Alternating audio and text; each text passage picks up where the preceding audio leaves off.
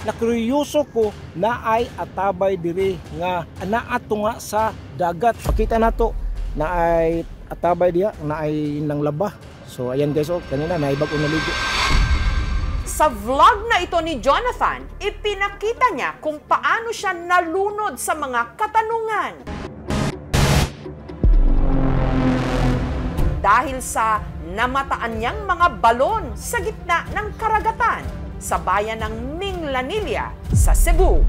Nakarinig na ako ng mga sabi-sabi na may balon daw na yung tubig sa gitna ng dagat. So, morning guys! At ang ipinagtataka pa niya, ang tubig mula sa balon, hindi raw maalat. Sabi ko, to taste is to believe. Umiinom ako, yun, gamit ng tabo. Kini, gusto ko.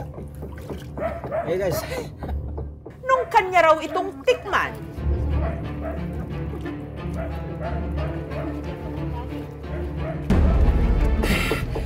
good.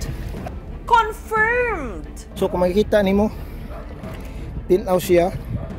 Oh, makita nimo.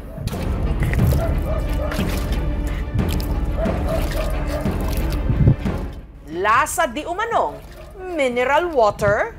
So in fairness, tabang siya guys. Napatunayan ko na hindi maalat. Same. Tabang gyapon, tabang.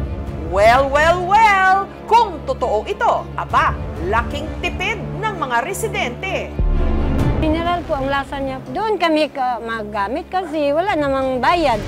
Pero paanong sa karagatan, nagkaroon ng 3 konkretong balon? Ma'am Jessica, so sana mapuntahan nyo dito.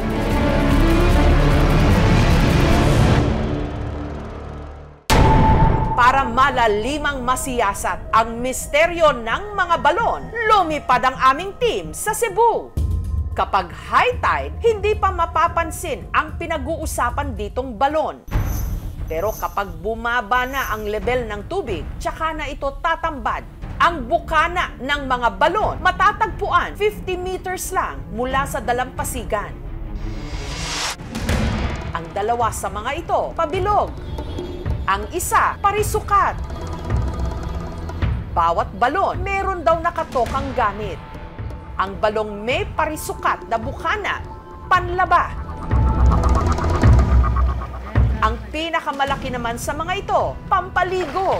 Habang ang pinakamaliit ang pinagkukuhanan ng inuming tubig. Dito naabutan ng aming team ang 57 anyos na si Victor na nag-iigib sa balon na nasa gitna ng dagat. Makatipid gid sa tubig sa tabay kay pre rabe na way bayad. Ang matipid na ko sa usa ka buwan mga 500. Ayon kay Victor, totoo raw ang mga kwento-kwento na ang tubig mula sa balon hindi maalat.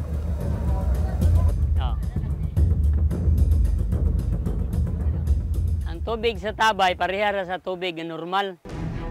Katunayan, nung sinalanta raw sila ng bagyong Odette taong 2021, ito raw ang nagsalba sa kanila sa pagkauhaw. Diha, gid mi na nanginom.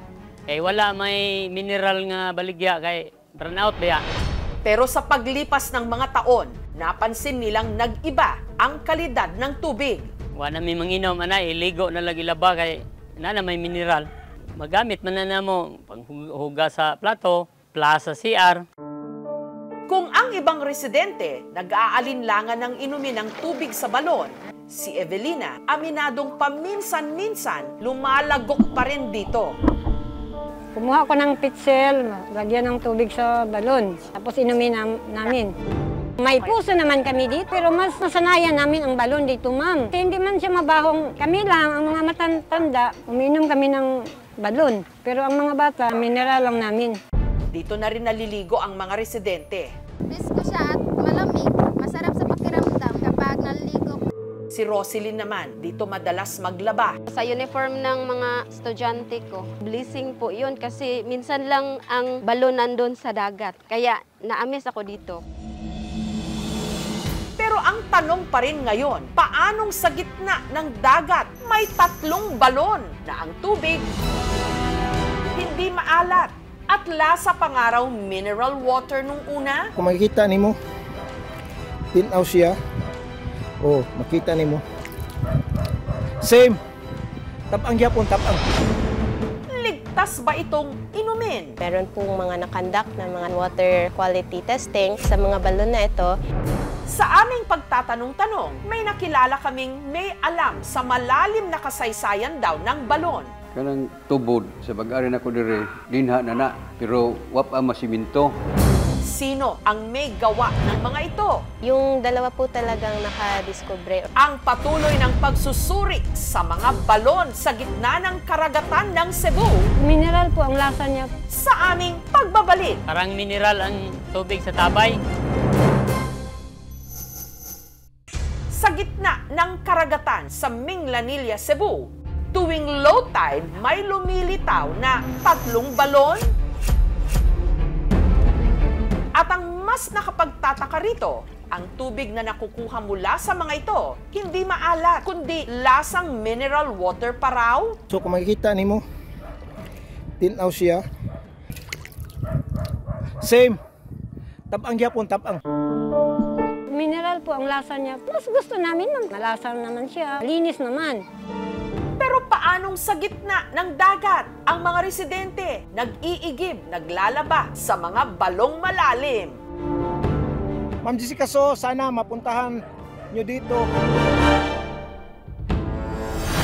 Nag-imbestiga ang aming team hanggang nakilala nila ang 78 anyos na si Tatay Rodulfo na may alam daw sa malalim na kasaysayan ng balon. Mga nangaligo, nagdaang iro. Mga nakisikitaraan ng tubig nga iya yung giinom ang kuan. Tubig nga nagtubod. Hilaw na sa tubig, mga ito nga, tabang magyod, mainuman. 1932 to 1935, yung dalawa po talagang nakadiscover or gumawa ng balon ay si Feliciano Añabesa and Maximiano Cabatuan. We really consider it not just a cultural heritage but ecological, environmental heritage. Tinghuaw lang, ang taga-bukid, abot na diri, panguhag kuan. Diri sila, kuas may bayon, manguha. Mga dako kay katabang ng tubig diha.